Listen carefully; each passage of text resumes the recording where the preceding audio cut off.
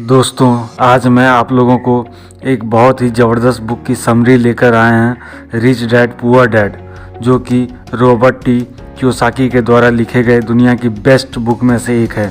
Rich dad poor dad book की सिर्फ summary ही काफ़ी नहीं है आपके लिए। इस समरी को पढ़ने के बाद आप इसकी पूरी बुक ज़रूर खरीदें और पूरा पढ़ें। हमारे ज़िंदगी में ऐसे ही कि हमें अगर छोटी सी कुछ महंगी चीज़ भी मार्केट से ख़रीदनी है तो हमको 1000 बार सोचना पड़ता है। ये जो पैसे की प्रॉब्लम है, इसको हमारे स्कूल में कभी नहीं बताया जाता है। इसलिए आपको इस powerful book rich dad poor dad को पढ़ना है, ताकि हमारे पैसों की जो बेसिक नीड है वो हम पूरा कर सकें। तो दोस्तों, आपका स्वागत है टेक्नो वाला बैग चैनल पे। तो अगर आप इस चैनल पे पहली बार आएँ तो इस चैनल को सब्सक्राइब करें और साथ ही साथ बेल आइकन जरूर दबाएं, जिससे मेरे आने वाली वीडियो का नोटिफिकेशन आपको समय समय पर मिलता रहे। तो चलिए स्टार्ट करते हैं यह वीडियो और देखते हैं रॉबर्ट टी कियोसाकी ने अपनी इस rich dad poor dad book में क्या बताया है। रॉबर्ट कियोसाकी, जो कि इस किताब के लेखक हैं, उनके दो पिता थे। उनके एक पिता जो पढ़े लिखे पीएचडी होल्डर थे, मगर ज़िंदगी भर गरीब ही रहे और गरीबी में ही मरे, इसीलिए रॉबर्ट उन्हें पुअर डैड कहते थे। वहीं उनके दूसरे पिता बहुत पढ़े लिखे तो नहीं थे, मगर काफ़ी अमीर थे। उन्हें रॉबर्ट रिच डैड बुलाते थे। अब ये सोचने की बात है कि किसी भी इंसान के एक ही वक्त में दो पिता कैसे हो सकते हैं।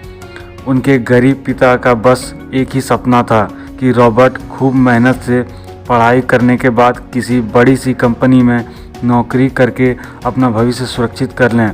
मगर रॉबर्ट के दूसरे पिता जो अमीर थे, वे दरअसल रॉबर्ट के दोस्त माइक के पिता थे। वे चाहते थे कि रॉबर्ट अपनी ज़िंदगी में कुछ चैलेंज लें, क्योंकि सारे सबक सिर्फ स्कूल में ही नहीं सीखे जाते। कुछ सबक ऐसे होते हैं जिन्हें इंसान अपनी ज़िंदगी के तजुर्बों से ही सीखता है। स्कूली पढ़ाई सिर्फ अच्छे ग्रेड्स दिला सकती है, मगर ज़िंदगी की पढ़ाई बहुत कुछ सिखाती है। बेशक पढ़ाई लिखाई की अपनी अहमियत है, मगर सिर्फ इसके भरोसे बैठकर ही सब कुछ हासिल नहीं किया जा सकता।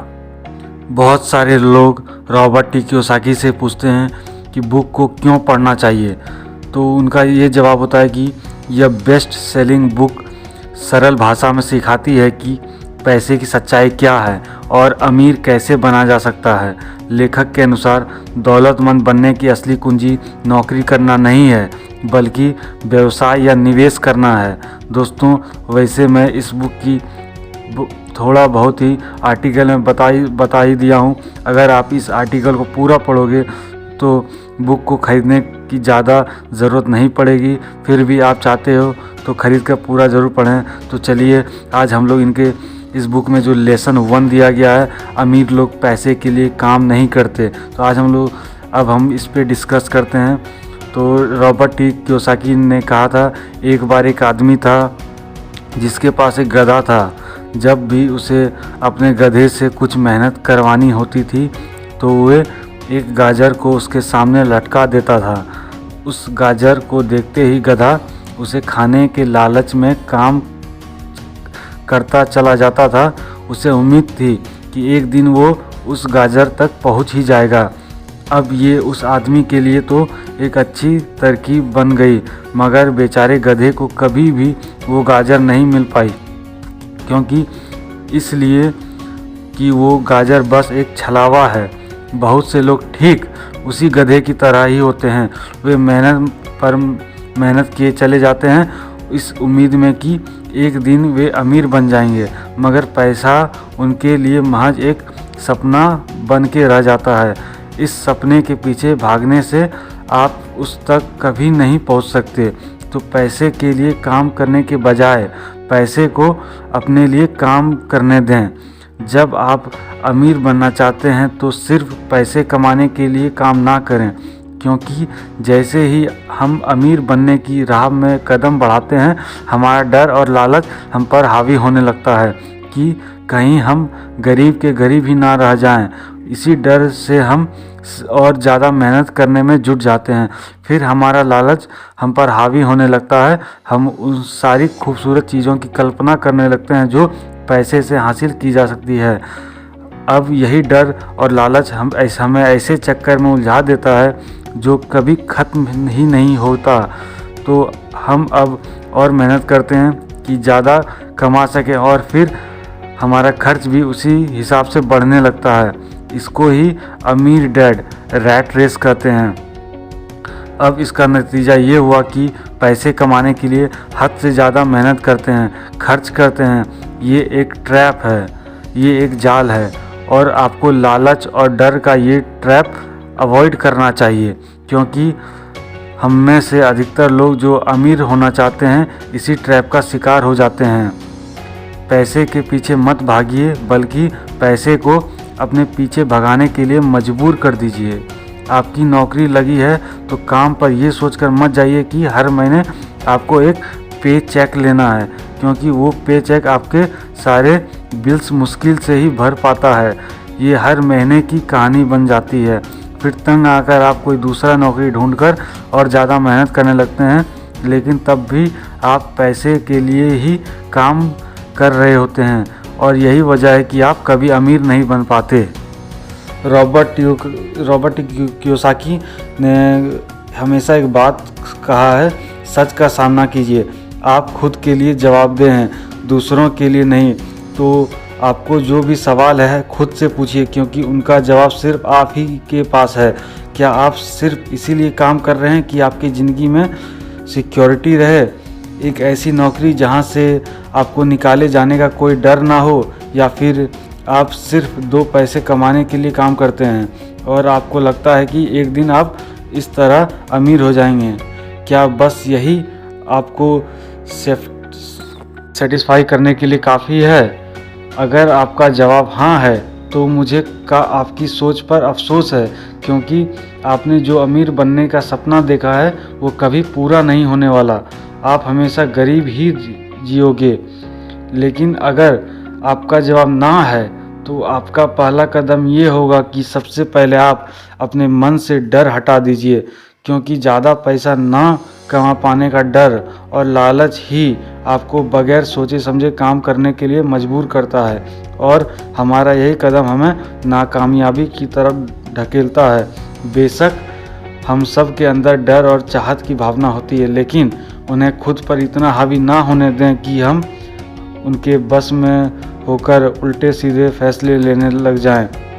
बेहतर होगा कि हम जो भी करें पहले उसके बारे में खूब सोच लें, हमेशा दिल से नहीं बल्कि दिमाग से काम लें। हर सुबह अपने आप से पूछिए कि क्या आप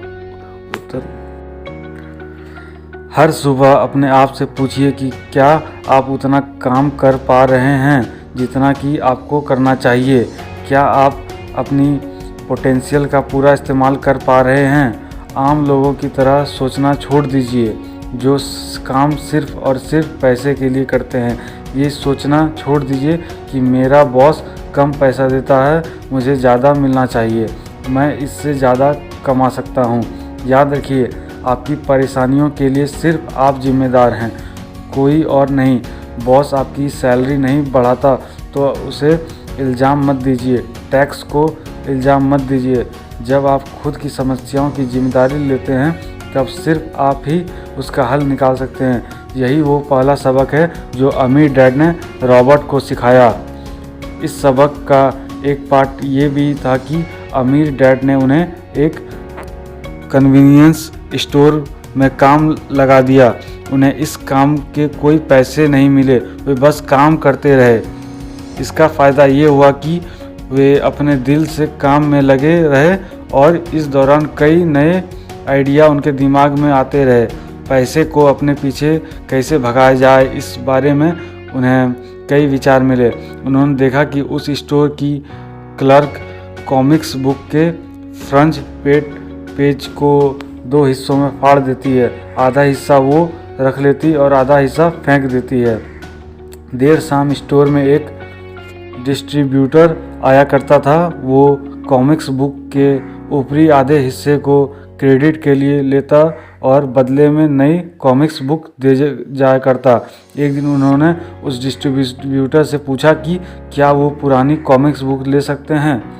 वो इस शर्त पर मान गया कि वे उन कॉमिक्स बुक को बेचेंगी नहीं। ये उनके दिमाग में बिजनेस का एक नया आइडिया था। उन्होंने वे पुरानी कॉमिक्स बुक अपने दोस्तों और बाकी बच्चों को पढ़ने के लिए किराए पर देनी शुरू कर दी। बदले में वे हर किताब का 10 सेट किराया वसूल करते थे। हर किताब सिर्फ 2 घंटे के हिसाब से पढ़ने के लिए दी जाती थी। तो असल मायनों में वे उन्हें बेच नहीं रहे थे, उन्हें उस गैराज पर काम भी करना पड़ा जहां से वे कॉमिक्स किराए पर देते थे। उन्होंने माइक की बहन को काम पर रखा, जिसके लिए उसे हर हफ्ते $1 दिया जाता है। एक ही हफ्ते में उन्होंने 9.5 डॉलर कमाए। इस तरह उन्होंने सीखा कि पैसे को खुद के लिए काम करने दो, ना कि आप पैसे के लिए काम करो। रॉबर्ट टी कियोसाकी ने अपने इस book rich dad poor dad में एक पॉइंट दिया है जिसका नाम है फाइनेंशियल लिटरेसी क्यों सिखाई जाए। तो उन्होंने यह विवरण दिया है कि 1923 में एजवाटर विच होटल शिकागो में एक मीटिंग हुई। दुनिया के बहुत से लीडर और बेहद अमीर बिजनेसमैन इस मीटिंग का हिस्सा बने। इनमें से थे एक बहुत बड़ी स्टील कंपनी के मालिक चार्ल्स शवाब और समुअल इंजूल, उस वक्त की लार्जेस्ट यूटिलिटी प्रेसिडेंट और बाकी कई और बड़े बिजनेसमैन। इस मीटिंग के 25 साल बाद इनमें से कई लोग गरीबी में मरे, कुछ ने खुदकुशी कर ली थी और कईयों ने तो अपना दिमागी संतुलन खो दिया था। असल बात तो यह है कि लोग पैसे कमाने में इतने मशगूल हो जाते हैं कि वो ये खास बात सीखना भूल जाते हैं कि पैसे को रखा कैसे जाए। आप चाहे जितना मर्जी पैसा कमा लें, उसे बनाए रखना असली बात है। और अगर ये हुनर आपने सीख लिया तो आप किसी भी आड़े टेढ़े हालत का सामना आसानी से कर लेंगे। लॉटरी में मिलियन जीतने वाले लोग कुछ सालों तक तो मज़े से जीते हैं, मगर फिर वापस उसी पुरानी हालत में पहुंच जाते हैं। अधिकतर लोगों के सवाल होते हैं कि अमीर कैसे बने या अमीर बनने के लिए क्या करें। इस सवालों के जवाब से अधिकतर लोग को निराशा ही होती है, मगर इसका सही जवाब होगा कि पहले आप फाइनेंशियली लिटरेट बनना सीखें। देखिए, अगर आपको एम्पायर स्टेट बिल्डिंग खड़ी करनी है तो सबसे पहले आपको एक गड्ढा खोदना पड़ेगा, फिर उसके लिए एक मजबूत नींव रखनी पड़ेगी।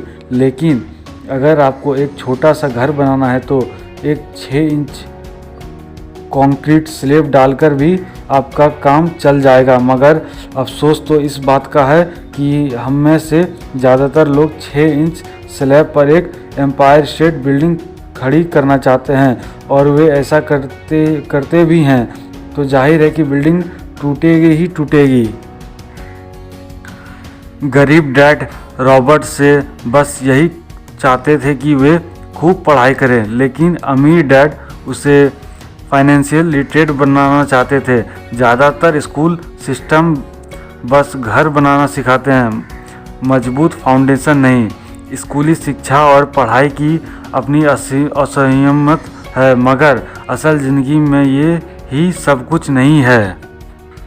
रॉबर्ट टी कियोसाकी ने कहा है, लिएबिलिटीज़ और एसेट्स के बीच फ़र्क समझें और एसेट्स खरीदें। सुनने में बड़ी आसान बात लगती है, लेकिन यही एक रूल है जो आपको अमीर बनाने में मदद करेगी। अक्सर गरीब और मिडिल क्लास लोग लाइबिलिटीज़ को एसेट्स समझ लेते हैं, मगर अमीर लोग जानते हैं कि असल में एसेट्स होते क्या हैं और वे क्या वही खरीदता है। अमीर डैड किस प्रिंसिपल में यकीन रखते हैं, जिसका मतलब कीप इट सिंपल स्टूपिड है। अमीर डैड ने लेखक और उसके दोस्त माइक को यही सिंपल बात सिखाई, जिसकी बदौलत वे इतनी मजबूत फाउंडेशन रखने में कामयाब रहे। इस सीख की यही सिंपल बात है कि लाइबिलिटीज़ और एसेट्स के बीच फ़र्क समझें और एसेट ही खरीदें। लेकिन अगर ये इतना ही सिंपल है तो हर आदमी अमीर होता है ना।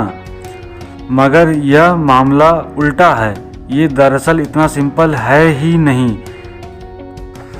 मतलब ये दरअसल इतना सिंपल है कि हर कोई इस बारे में सोचता तक नहीं। लोगों को लगता है कि उन्हें लायबिलिटीज और एसेट्स के बीच फ़र्क पता है, मगर उन्हें सिर्फ लिटरेसी के बारे में मालूम है, फाइनेंशियल लिटरेसी के बारे में नहीं। रॉबर्ट टी कियोसाकी ने अपनी बुक में एक पॉइंट लिखा है, ये लायबिलिटीज और एसेट्स क्या है। तो उनका ये जवाब है कि लायबिलिटीज आपका वो चीज़ है जहाँ से आपका पैसा कभी नहीं आएगा। मतलब जिसको आप अपने पैसे देकर खरीदते तो हो, सिर्फ अपने काम के लिए, जहाँ आपको 1 रुपये भी नहीं मिलेंगे। और एसेट्स वो चीज़ है जिसको आप पैसा देकर तो खरीदते हैं, लेकिन जो चीज़ आपने खरीदा है उसी चीज़ ने आपको बना कर देगा। मतलब ये है कि अगर आप कोई सामान खरीदते हो तो बाद में वही सामान आपको पैसे बना कर देगी। इनकम स्टेटमेंट को प्रॉफिट और लॉस का स्टेटमेंट मानकर चलना चाहिए। इसका सिंपल सा मतलब है, इनकम है कि आपके पास कितना पैसा आया और एक्सपेंस है कि आपसे कितना पैसा खर्च हुआ। बैलेंस शीट एसेट्स और लायबिलिटीज के बीच बैलेंस बताती है।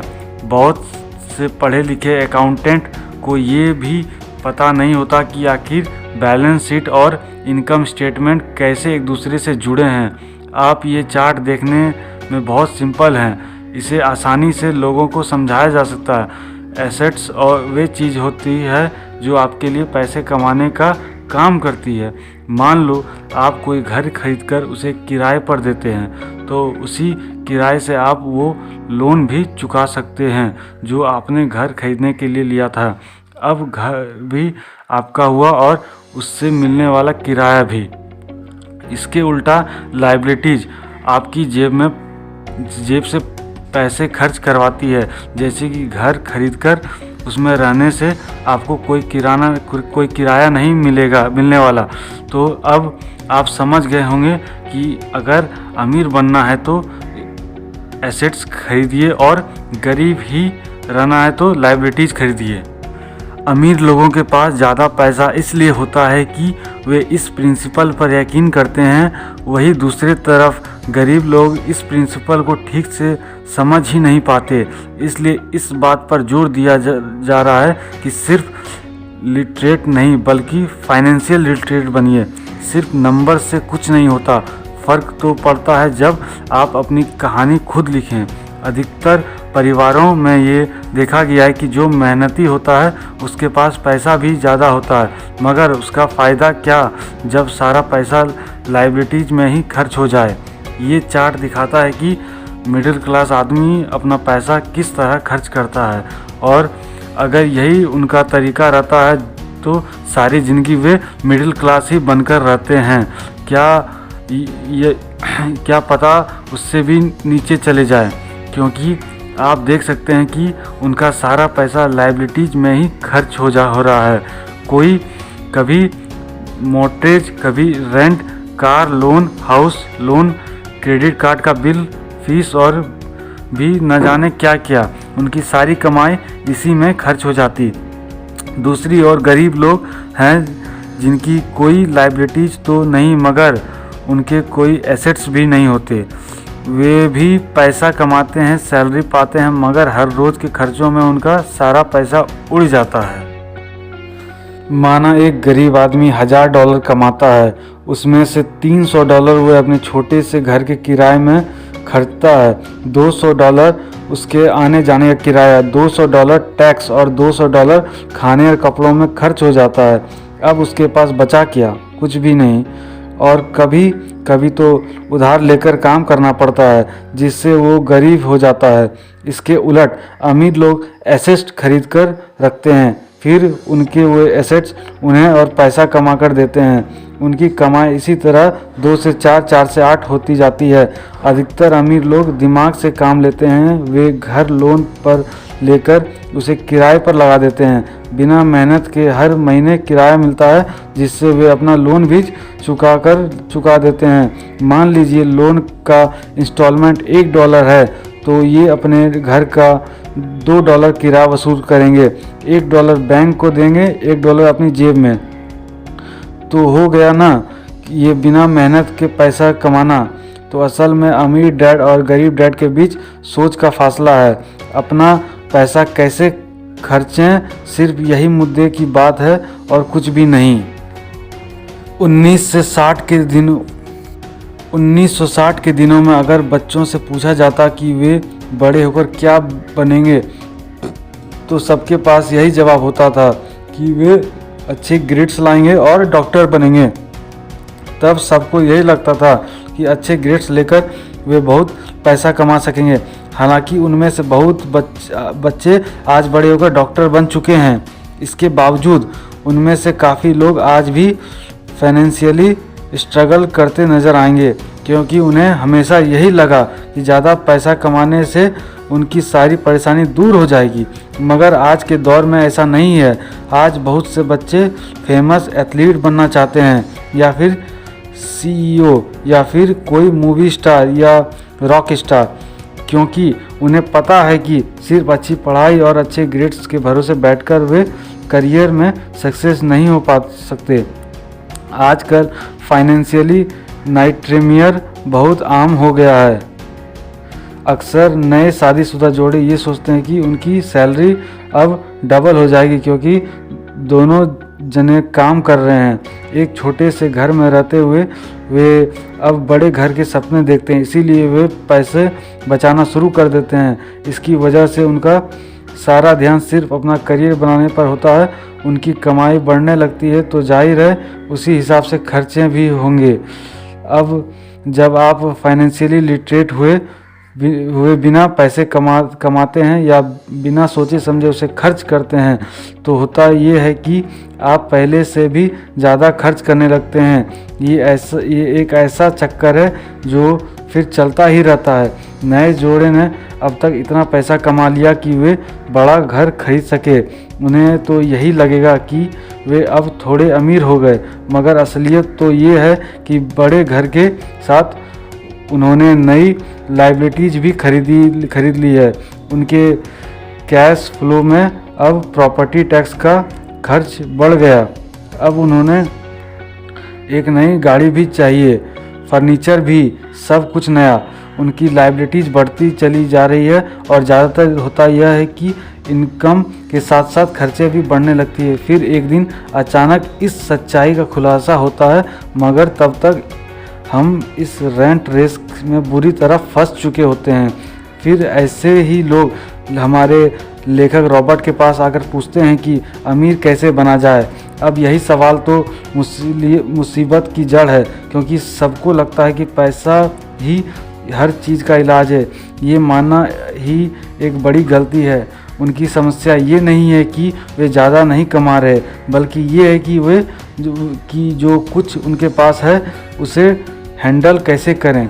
एक कहावत है जो यहाँ पर लागू होता है, जब तुम खुद को एक गहरे गड्ढे में पाओगे तो और खोदना छोड़ दो। क्यों ज़्यादातर लोग पब्लिक स्पीकिंग से घबराते हैं? मनोचिकित्सकों का मानना है कि लोग इसलिए घबराते हैं क्योंकि उन्हें रिजेक्शन का डर होता है, औरों से अलग होने का भय होता है। लोग हमारे बारे में क्या सोचेंगे या हम पर कहीं हंस ना दें, यही सोचकर अधिकांश लोग पब्लिक स्पीकिंग से दूर भागते हैं। वे वही करना पसंद करते हैं जो सब कर रहे होते। वे खुद को भीड़ का हिस्सा बनाकर संतुष्ट हो जाते। आपका घर आपका सबसे बड़ा एसेट है। लोन लीजिए, अब प्रमोशन हो गया है, अब सैलरी बढ़ गई तो नया घर लो। यही सब बातें हम लोगों से सुनते रहते हैं और फिर हम भी उसी रास्ते पर चल पड़ते हैं, क्योंकि जो सब कर रहे हैं वो ज़रूरी नहीं वही सही होगा। मगर नहीं, ऐसा बिल्कुल नहीं है। अमीर डैड ने कहा था कि जापानीज लोग 3 चीज़ों की ताकत जानते हैं, तलवार, कीमती जवाहरात और शीशा। तलवार बाजुओं की ताकत का प्रतीक है। कीमती जवाहरात पैसे की ताकत और शीशा खुद के अंदर छुपी हुई ताकत को दिखाता है और वही हमारी सबसे बड़ी ताकत है। जब हम खुद को जानते हैं वो शीशे के सामने अगर आप खुद से सवाल पूछ सकते हो कि मैं सही हूँ या मुझे भी भीड़ का हिस्सा बनकर रहना चाहिए, तो जो जवाब आपको मिलेगा वही आपकी असली ताकत है। गरीब और मिडिल क्लास खुद को पैसे का गुलाम बनने देते हैं, इसलिए वो कभी अमीर नहीं बन पाते। 16 साल के रॉबर्ट और माइक अमीर डैड के साथ हर उस मीटिंग में जाया करते थे जो वे अपने अकाउंट्स मैनेजर्स, इन्वेस्टर और एम्प्लॉयर के साथ रखा करते। यहाँ एक ऐसी अमीर डैड देखने को मिलती है जो पढ़े लिखे नहीं है, जिन्होंने 13 साल में ही स्कूल छोड़ दिया था, मगर आज वे मीटिंग्स रखते हैं, अपने नीचे काम करने वाले पढ़े लिखे लोगों को ऑर्डर देते हैं, उन्हें बिजनेस के टिप्स समझाते हैं। एक ऐसा इंसान जो भीड़ का हिस्सा नहीं बना, जिसने रिस्क लिया और जिसने लोगों की परवाह नहीं की, जिसे ये डर नहीं था कि लोग उनके बारे में क्या सोचेंगे। इन मीटिंग्स का नतीजा ये हुआ कि लेखक और उनका दोस्त दोनों ही स्कूली पढ़ाई में मन नहीं लगा पाए। जब भी उनकी टीचर कोई काम करने देती थी, उन्हें रूल्स के हिसाब से करना होता था। उन्हें एहसास हुआ कि स्कूली पढ़ाई किस तरह से बच्चों की प्रतिभा को निखरने नहीं देती। उनकी क्रिएटिविटी को मार कर उन्हें एक सांचे में ढाल कर हर इस समाज का एक मशीनी हिस्सा भर बना देती है। उन्हें टीचर की इस बात से भी इनकार था कि अच्छे ग्रेड्स लाकर ही सक्सेसफुल और अमीर बना जा सकता है। एक दिन रॉबर्ट की अपने गरीब डैड से बहस हो गई। उनके पिता का मानना था कि उनका घर उनके लिए सबसे बेस्ट इन्वेस्टमेंट है, और मगर वो एक रैट रेस में भाग रहे थे। उनकी इनकम और खर्चे बराबर ही थे। उन्हें पूरा करने के लिए उनके पास एक पल की भी फुर्सत नहीं थी। यही बात रॉबर्ट उन्हें समझाना चाह रहे थे कि उनके पिता के लिए वो घर एसेट नहीं, लायबिलिटीज है। घर पर उनके पैसे खर्च हो रहे थे, बदले में मिल कुछ नहीं रहा था। ये बात उनके गरीब डैड समझ नहीं पा रहे थे, और यही फ़र्क था गरीब और अमीर डैड के बीच। तो फ्रेंड्स, कैसा लगा आपको ये वीडियो? तो आप अगर इसका पार्ट 2 देखना चाहते हैं तो आप इस चैनल में जाकर, या फिर मैं आपको पार्ट 2 का जो वीडियो है उसका लिंक मैं आपको डिस्क्रिप्शन बॉक्स में दे दूंगा। आप जाकर उस वीडियो को ज़रूर देखें, तो आपको समझ में आएगा कि इस बुक का पूरा समरी क्या है और रॉबर्ट टी कियोसाकी ने इस बुक में क्या समझाया है रिच डैड और पुअर डैड से रिलेटेड। तो चलिए मिलते हैं नेक्स्ट वीडियो में। वीडियो देखने के लिए आपका बहुत बहुत थैंक यू।